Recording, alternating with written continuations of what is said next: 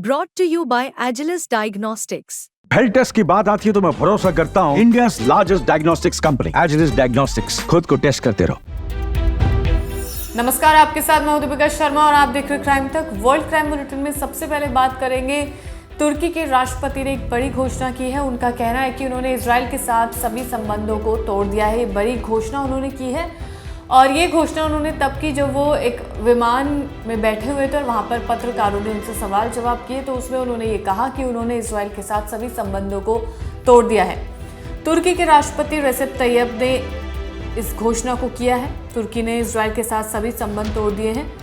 ये उन्होंने तब कहा जब वो सऊदी अरब और अजरबैजान के दौरे के बाद अपने विमान में पत्रकारों से बातचीत के दौरान उन्होंने जवाब दिया है।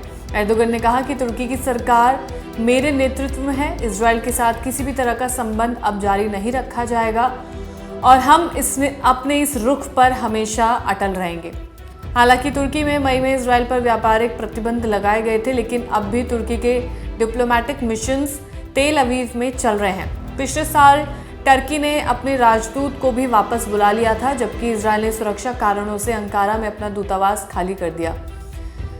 इसके अलावा तुर्की के राष्ट्रपति ने यह भी कहा कि तुर्की इजरायली प्रधानमंत्री बेंजामिन नेतन्याहू को गाजा में हुई तबाही के लिए जवाबदेह ठहराने के लिए हर संभव कदम उठाएंगे। यानी कि जो ये जंग चल रही है उसमें गाजा में जितना भी नुकसान हुआ है उसके लिए इजरायली प्रधानमंत्री को वो जवाबदेही उनकी मांगेंगे। और ये घोषणा तुर्की के राष्ट्रपति ने की है कि अब इजराइल के साथ उनके कोई संबंध नहीं है।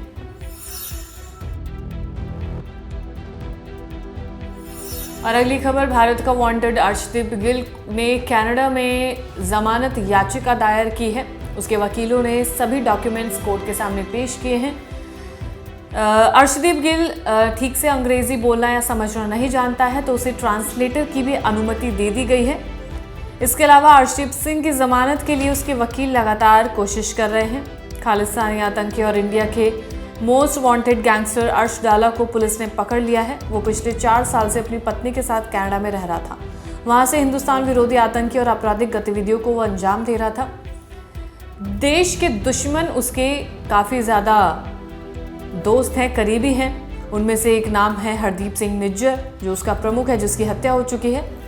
और एक वक्त था जब वो गैंगस्टर लॉरेंस बिश्नोई का भी करीबी था, लेकिन अब दोनों एक दूसरे के जानी दुश्मन हैं। वो NIA, दिल्ली पुलिस और पंजाब पुलिस की मोस्ट वांटेड लिस्ट में सबसे प्रायोरिटी पर है। उसके 700 से ज़्यादा शूटर्स भारत में सक्रिय हैं। सामने आया है कि खालिस्तानी आतंकी हरदीप सिंह निज्जर की हत्या के बाद अर्श डाला ही आतंकी संगठन टाइगर फोर्स को लीड कर रहा है। निज्जर के साथ मिलकर उसने अपने स्लीपर सेल नेटवर्क को भी पंजाब में टारगेट किलिंग की कई वारदातों को अंजाम दिलवाया था। उसकी गिरफ्तारी के कई मायने निकाले जा रहे हैं। अर्शदीप गिल ने अब क्योंकि जमानत याचिका दायर की है, देखना होगा कि अब इसमें क्या रुख लेता है ये मोड़। और अगली खबर, अफगानिस्तान की तालिबान सरकार ने भारत में पहली बार डिप्लोमेटिक अपॉइंटमेंट की है। दरअसल मुंबई में कॉन्सुलेट में एक कार्यवाहक राजदूत बनाया गया है। हालांकि तालिबान के उप विदेश मंत्री ने इसकी जानकारी दी है। मोहम्मद अब्बास ने एक्स पर पोस्ट शेयर किया, जिसमें बताया कि मुंबई में अफगानिस्तान के कॉन्सुलेट में हाफिज इकरामुद्दीन कामिल को राजदूत बनाया गया है। रिपोर्ट्स के मुताबिक तालिबान के इस फैसले को अभी तक भारत ने मंजूरी नहीं दी है।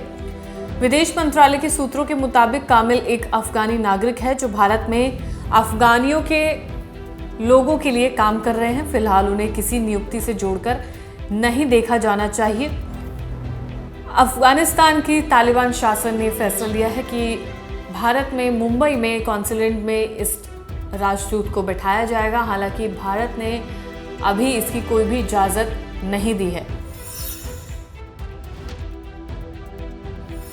और अगली खबर ईरान से सामने आई है, जहां पर एक शख्स को सार्वजनिक सजाए मौत का ऐलान दिया गया है। दरअसल इस शख्स ने कई महिलाओं की जिंदगियों को बर्बाद किया है। कई इस पर आरोप लग चुके हैं। सुप्रीम कोर्ट द्वारा अक्टूबर में मोहम्मद अली सलामत की मौत की सजा की पुष्टि किए जाने के बाद ये कदम उठाया गया है।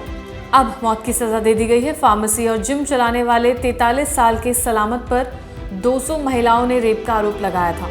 ऐसा कहा जाता है कि उसने पिछले 20 सालों में ये तमाम क्राइम्स किए हैं। ईरानी रिपोर्ट के मुताबिक कई मामलों में सलामत ने महिलाओं को शादी का प्रस्ताव देने, डेट करने के बावजूद उनके साथ दुष्कर्म किया और उन्हें ऐसे ही छोड़ दिया। ईरान में क्योंकि गर्भपात की गोलियां उपलब्ध नहीं है, बैन है, उसके बावजूद उसने कई महिलाओं की ज़िंदगी के साथ खिलवाड़ किया। अब जो सज़ा उसको सुनाई गई है वो इन तमाम आरोपों के बाद उसे सज़ा दी गई है, जहां पर सार्वजनिक तौर से उसे सज़ाए मौत दी जाएगी। और फिलहाल इस वर्ल्ड क्राइम बुलेटिन में इतना ही। ताज़ा खबरों के लिए आप देखते रहिए क्राइम टाइम।